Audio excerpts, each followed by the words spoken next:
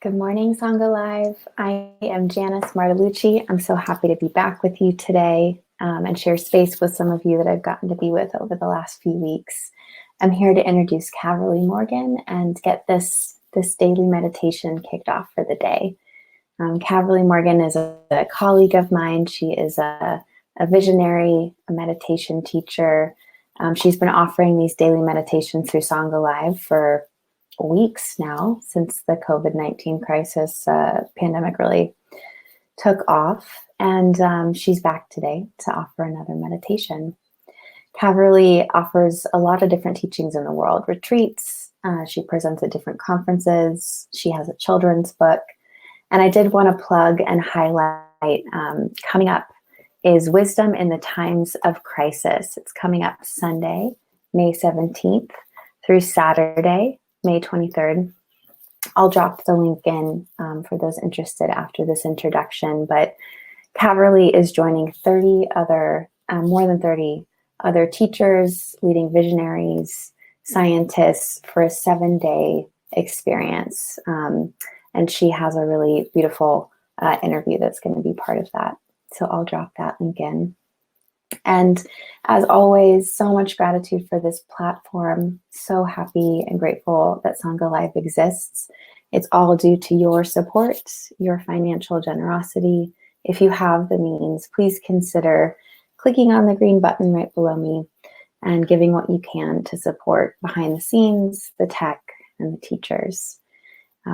So I'll bring Caverly on. The format is that she leads a 30-minute meditation and then opens up to discussion, and I'll be the one to bring you on screen if you'd like to have an exchange with Caverly. So you can just request that in the sidebar. So I'm going to bring her on. All right. Good morning. Hi, Janice. Thank you so much. Thank you for being here. Friends, hello, welcome back. If this is your first time joining us, welcome. You are welcome here. Thank you. Thank you for being. So Janice has the capacity to come back on if she wants to interrupt me, but I'm hoping she won't. Janice is far too humble. And so she hasn't been underlining that she is really stepping into her role, her natural role, it's been a cultivated. We've been talking recently about what we've been building and what we've been cultivating. Janice, as a teacher, has continued to be cultivated over this last over 10 years that I've practiced with and known Janice. And Janice actually has an offering today through Presence Collective. And I'm hoping that time might work for some of the Europeans on the call. So Janice, if you'd be willing, I wouldn't have expected her to plug her own event, but Janice, if you'd be willing to just put a link in the sidebar I'd love to have people be able to sign up or to know how to sign up for your teaching today. Again, I've gotten to work with Janice for over a decade. Janice has been one of the most dedicated to practice students I've ever worked with, and it's been really consistent. Janice works full-time for Peace in Schools and Presence Collective, and again is stepping into this role of offering practice with how it manifests through her. And that's a really important moment, I think, in facilitation. It's one thing to be really good at facilitating groups of people. It's another to be leaning into the deep listening of the pathways that are yours to articulate and yours to offer, based on your experience of practice. So I'm really excited about this transition that Janice has been teaching and facilitating for some time, but is really owning the role in a new way. So I invite you to check out her new Instagram page, and I invite you to check out, and I'll be posting about that today too, so that you can go to my Instagram page and find it. And then, yeah, there's a link now to the event that she's offering today. And I remember that it's, I believe it's the case that it's touching on intimacy during this time. So Janice, you can correct me if I'm forgetting your actual title, but yeah. And thank you for acknowledging that there's a recommendation for Janice's teachings. And then you do admit I'm a bit prejudiced. She's my daughter. So I'm very blessed to have gotten to work with Joyce over the last decade of my life as well. Both these two people enrich my life deeply. So Intimacy and in Isolation is the title. I love that. So Christine, looking forward. Wonderful, Christine. I'm glad you can participate. And yes, thanks for saying good morning and hello. Yeah, I just couldn't be more excited to see students that I've worked with for years really claim their expression of practice, meaning it's so deeply just part of their being at this point that there's kind of a new level of trust in how what they've embodied and continue to practice embodying manifests in the world. It's a very exciting transition, and Presence Collective is really growing as a couple of different people in the organization step into that role. So. And then thanks for acknowledging, yes, there is this wisdom in the time of crisis summit, I suppose, conference. Spencer, you mentioned the price is reasonable, but if it's too much, the people at SAND are extremely generous with scholarships. Yeah, I'll just give a shout out as well, and then we'll start our meditation friends. Zaya and Maurizio, the founders of the Science Non-Duality Conference. I just love them deeply. They're wonderful people. I love them the way I love Martin, fellow colleagues, friends, and visionaries. And really, really, Martin, who is the founder of this platform, along with Jake. Jake's the co-founder, and many of you know I adore Jake as well. So visionaries, really folks who are deeply committed to personal and global transformation. So I loved the conversation I had with this woman named Vera, and it was recorded. So if you join that conference, you'll be able to see it. It was really, really rich. Yeah. So Julian, thank you for expressing this trust. It seems that it's been a really important time to lean into trust. What do we trust? What can we trust? It's been a big theme for me recently. What can be relied upon? So again, thank you. And if you are just showing up for the first time, I do want to acknowledge we don't usually spend so much time on announcements. I try to go straight into the meditation. That said, these feel important. And one of the reasons they feel important, friends, is I want to acknowledge in the name of like trust and love, I've really loved being part of this particular Sangha that's formed. I've really deeply appreciated the way so many of you just consistently show up and participate. And I know from information from Jake, there are many of you who never write in, but you still just show up regularly, and your presence is really valued. So thank you. I'll be talking to Jake soon about, we have this commitment to go through May for these morning calls, and a couple of you have reached out and said, please continue after that. But I'd love to hear from folks. You could send a message to my assistant, Alyssa, at presencecollective.org. Maybe Janice, you could just plug that in so people know the spelling of her name. And just let us know. Or you could also just contact Jake directly, who's running Sangha Live, to request that it continues if that's something you'd appreciate. It's really just going to be based on interest, desire. I can say that my interest and desire is that I'd love to be able to continue. I've enjoyed this so deeply. So thank you for the opportunity. All right, with that, we shall move into our half an hour meditation.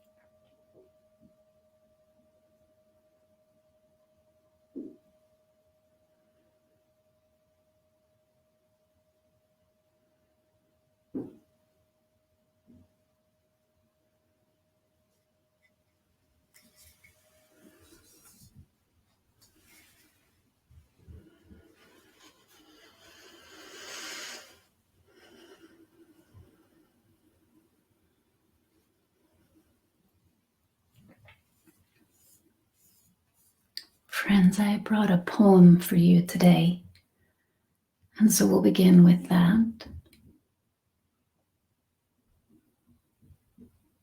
It's by David White.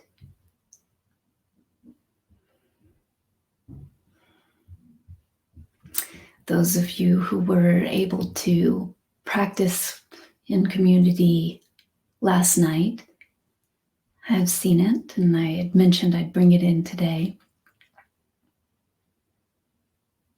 Whether you've seen it, whether you're hearing it for the first time, as I've mentioned when I've brought in other poetry, I encourage you to listen and receive from the freshness of this moment, as if for the first time. David White, everything is waiting for you. Your great mistake is to act the drama as if you were alone, as if life were a progressive and cunning crime with no witness to the tiny, hidden transgressions. To feel abandoned is to deny the intimacy of your surroundings. Surely, even you at times have felt the great array, the swelling presence, and the chorus crowding out your solo voice. You must note the way the soap dish enables you, or the window latch grants you freedom. Alertness is the hidden discipline of familiarity. The stairs are your mentor of things to come. The doors have always been there to frighten you and invite you. And the tiny speaker in the phone is your dream ladder to divinity. Put down the weight of your aloneness and ease into the conversation. The kettle is singing even as it pours you a drink. The cooking pots have left their arrogant aloofness and seen the good in you at last. All the birds and creatures of the world are utterably themselves. All the birds and the creatures of the world are unutterably themselves. Everything is waiting for you.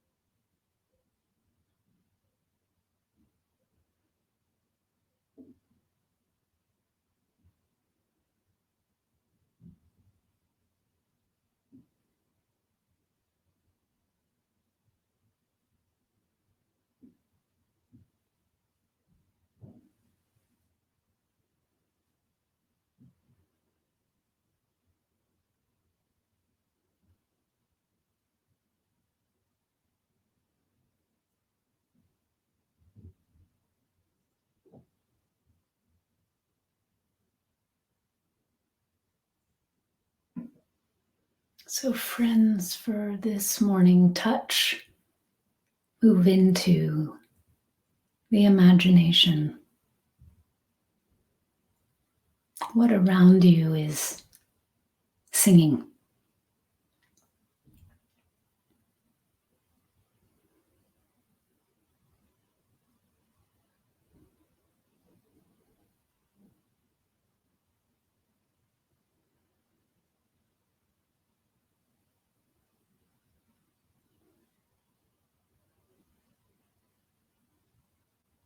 You, this shining, conscious being.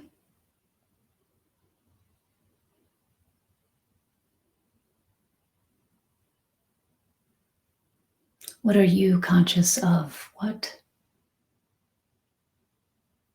around you shines just as you do?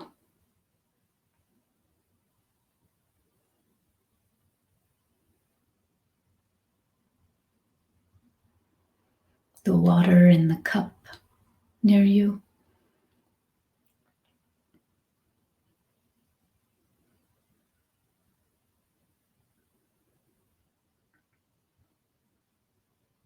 Flowers.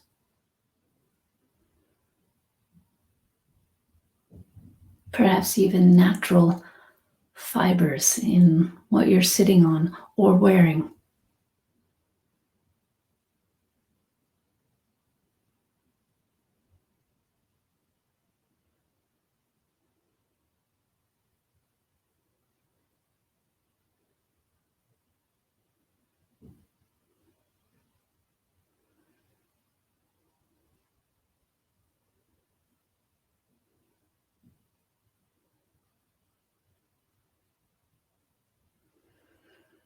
We tend to identify with the conditioning that suggests that all matter is inert. What if that weren't so?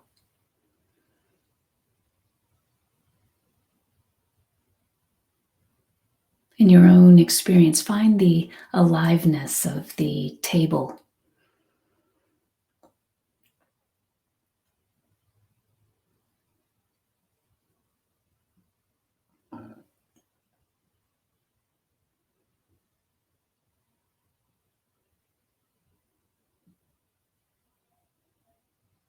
Really attend to the floor. Is it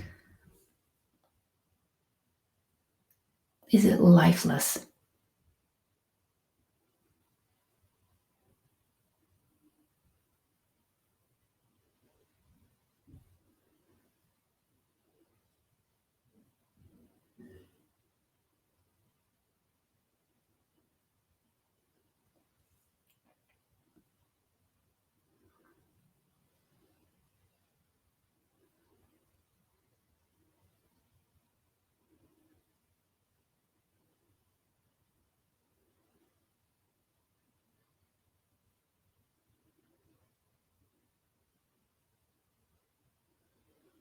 Don't only use your imagination for this. Look to see what's so in your experience as you explore.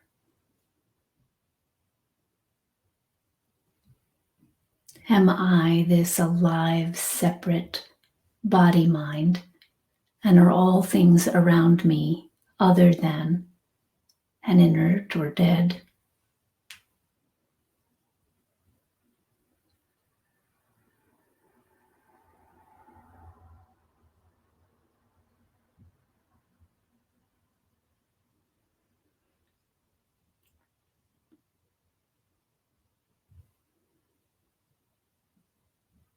What if everything was made of the same consciousness?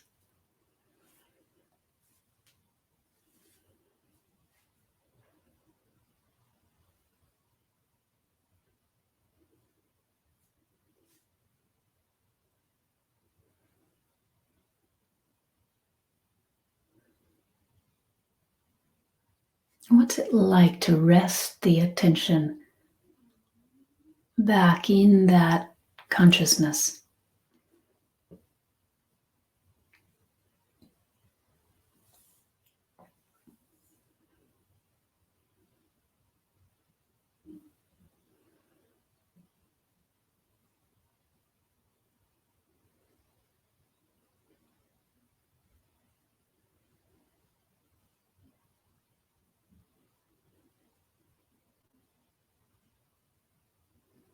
What's it like to free the attention from the habit of fixing on objects that the mind names inert, and instead to let it sink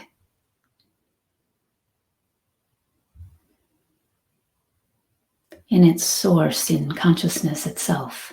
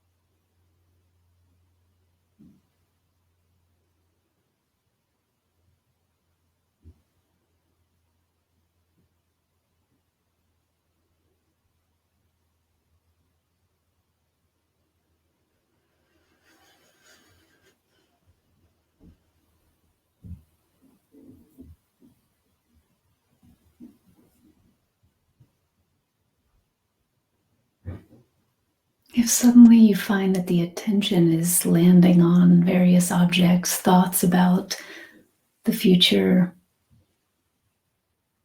reviews of the past, not bad or wrong, simply notice. Notice the habit of running off. Our conditioned tendency to resist, resting in ourselves as ourselves.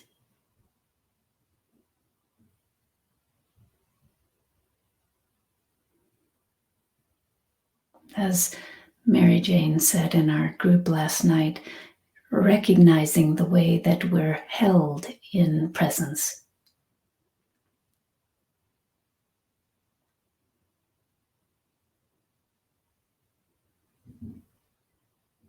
It is a conditioned habit to leave.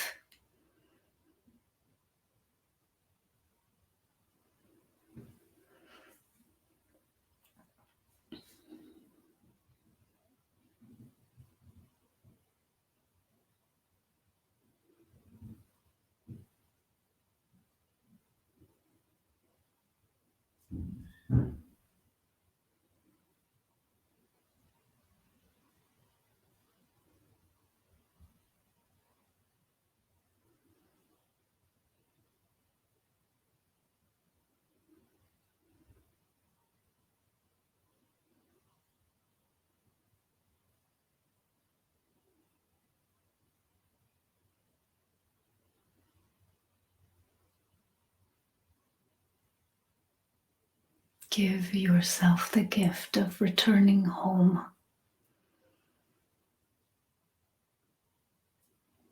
the home that is always here,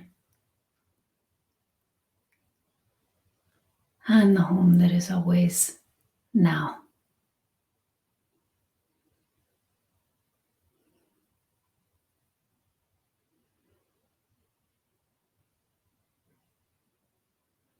Everything is waiting for you.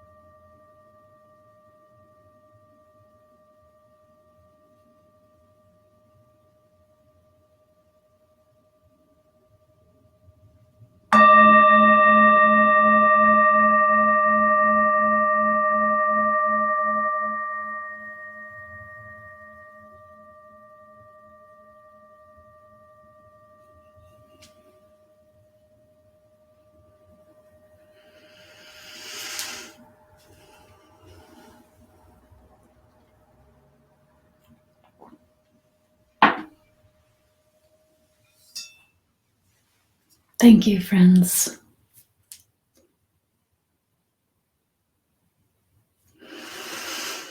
Again, that poem was by David White. Now would be a wonderful time to donate if you haven't. I want to point out the green button below me. It also occurred to me that if you are unable to support this financially, again, no, please don't indulge the inner critic or any dialogue about how that's bad or wrong.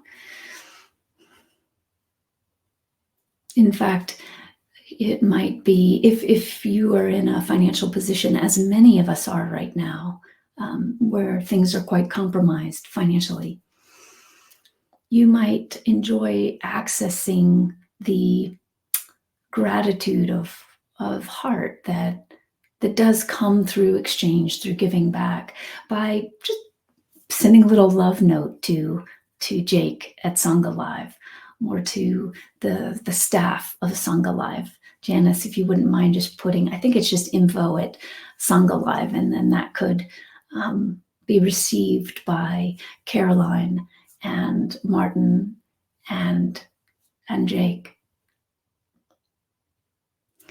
Just to have some way of expressing appreciation, because again, that is the way I see financial donation. It's a way to say, I've received, thank you, may I give? And that loop is something I cherish. Thank you. All right, friends. I thought I saw a question in the question box, but it now appears to be gone. So I won't address that one. Maybe someone had second thoughts. No problem if that's the case. So friends, I'd love to invite you to come on screen with me today. If you're new to the platform, the way that you can do that is to simply write a little note in that side chat bar, and Janice will do some magic and bring you on screen with me. I often say that I love that because it really allows for a more full exchange. That said, if you'd like to just write a question or comment, observation in the sidebar, you can, or in the ask a question box. So what are you present to?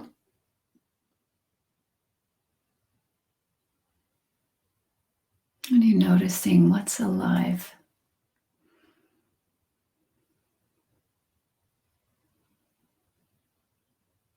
And please know that silence is always fine. I will be here till the top of the hour, either sitting and being, or here till the top of the hour chatting and being. So no requirement to speak, come on, or write.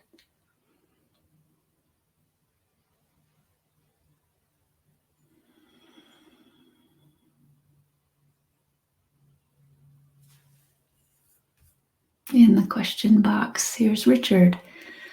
Control. Who controls what? Controls suffering? Golding one's life, maybe guiding one's life. Control. Who controls what?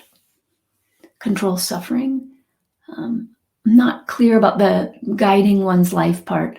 Richard, I don't know if you're able to come on screen, but I'd love to see you this morning if you can. But I'll just start riffing. I'll start riffing, Richard. Oh, Richard, you can come on screen. Great. So Janice, please bring on Richard if you would. Yeah. And then while I'm waiting for Richard to come on, Sandy, can you say more about the relationship with inanimate objects? Thank you. Yes. we tend to be conditioned to look at things around us as matter. So consciousness arises out of this kind of dead, inert material. We don't see it as ourselves, in a sense, and ourselves meaning like at the core of who we authentically are. So I identify with this body mind, and I see these objects as dead or inert or separate from me, inanimate. This today's meditation was a playful exploration, but yet a serious exploration from the perspective of really looking to see how do we know that this isn't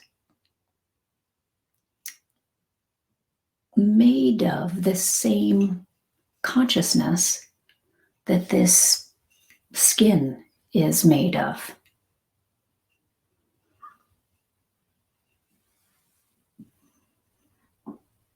Our experience of the world changes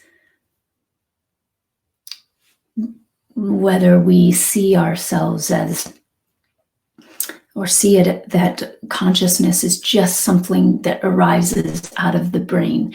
And when this body mind is dead, consciousness ends. How do we know that is true? If you've ever had anyone you love deeply die, and yet you could still feel their presence, what's up with that?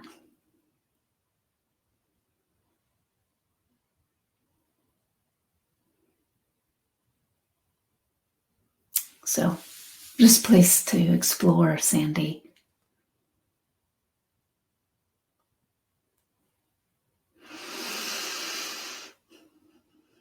Richard, still having technical difficulties. I'll try to fix that again. Thank you, Richard. That would be great. Okay. And so, Janice, you said apologies. Please reach out to Jake. Okay. Yes. Thank you, Richard. I know it's tricky I don't blame more people for not trying to come on screen because it is so clunky in this process, it seems. And it's funny, I think it really must have to do with how many people are using Crowdcast, because I've done these Sunday calls through Sangha Live for years and have never had any stickiness around it. So Richard, I'm going to take my best shot without you being on screen with me. Who controls what? It's an interesting question. I think that what you might be pointing to is the importance in practice of distinguishing when it's the illusion of a self that is separate from life, the ego, asserting control. And so when we're identified with that ego, what are we controlling? Or if we're really identified with that illusion of a self that is separate from life, we're actually trying to control everything. We want everything to reflect the reality of our identity. From that place, we try to control suffering. The experience of practice shifts dramatically when we realize that we actually aren't that which suffers.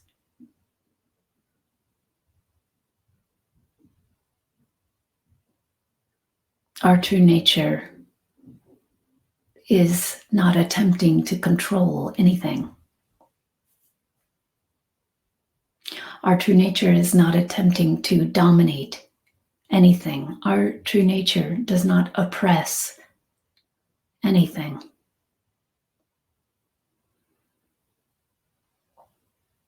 Control, domination, oppression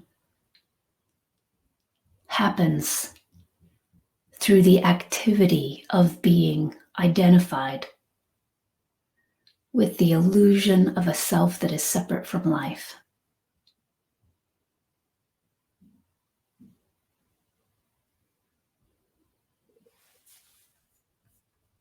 I have no idea if that got to what you were looking at, Richard, but I think it's important to clarify that. So I appreciate the prompt.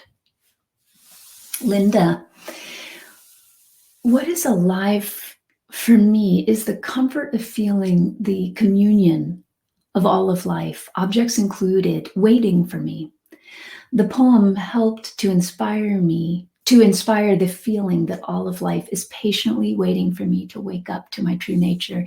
Yes, Linda, thank you for articulating that. Again, it's interesting. I was actually talking with a very renowned, he's a psychologist, a writer, and also I'm trying not to reveal his identity, but he created a whole field around,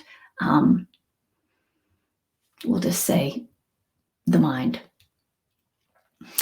And this doctor, this scientist, was expressing this question of, but how do you know that what's around you is conscious? How do you know that? From his perspective, from the mind of logic, it can't be proven in the way that science attempts to prove particular things. And I loved then in the conversation, what we got to is, are there places in life in which you are comfortable saying, I can't prove something in the way that science might want to prove something? And many, for example, mystics would assert that some things can't be proven because we're trying to prove them from the mind of limitation, like within the mind of limitation. So if the whole experiment is set up inside the construct that matter is separate and dead and inert, then you're only going to get results that are arising out of that belief. So one thing that was interesting about this conversation is that I suggested, and this person found a lot of resonance with this, given that this isn't about proven material for me, I find comfort in knowing that in the practice of I don't know mind, we can focus on what is the result. If we were all to just assume, for example, that the earth was alive, that the earth wasn't just made of inert, that dirt isn't just an inert thing, that nature is alive, that the earth is alive, that the things that are created by people have the same alive consciousness at their core. How would we, to go back to Sandy's question, how would we be in relationship with those things? The result of living into that view would be incredibly different. I wouldn't be able to see myself as separate, just taking from the earth, taking from other people. If I was living into what I call the reality that we are all made of the same suchness.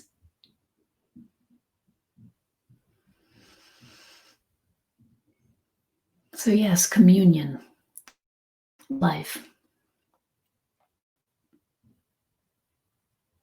Spencer, quite literally, the divinity that is omnipresent is within every atom, every subparticle as well. Is it God, in quotes, who caused atoms to bond together to form elements? So oneness is a literal truth, not a woo-woo theory. I do have the experience, Spencer, that oneness is not a woo-woo theory. What we're conditioned to do with the narrative of oneness can feel like we have conditioned ramifications around, oh, we're all one, so that means ... But that's just a distortion of a deeper understanding in my experience. And that, yes, it is a literal truth, but it's a truth that we know through our own direct exploration.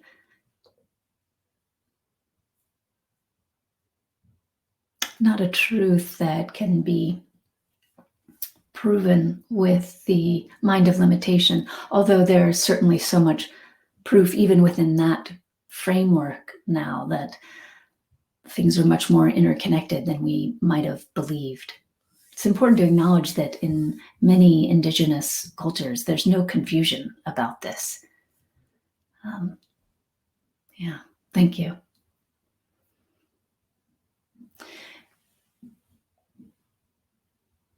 Richard says, yes, got it. To throw a pot, a particular shape, and then let go.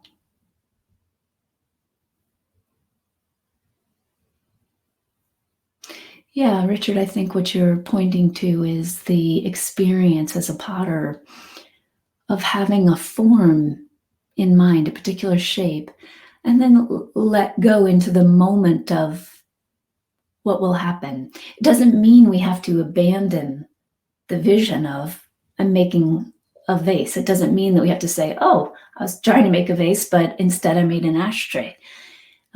The skill of being a good potter, as you are, is refined. It's cultivated over time.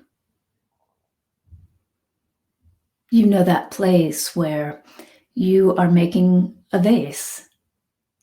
A vase is being made through you. And the form surprises you. Something about that experience surprises you.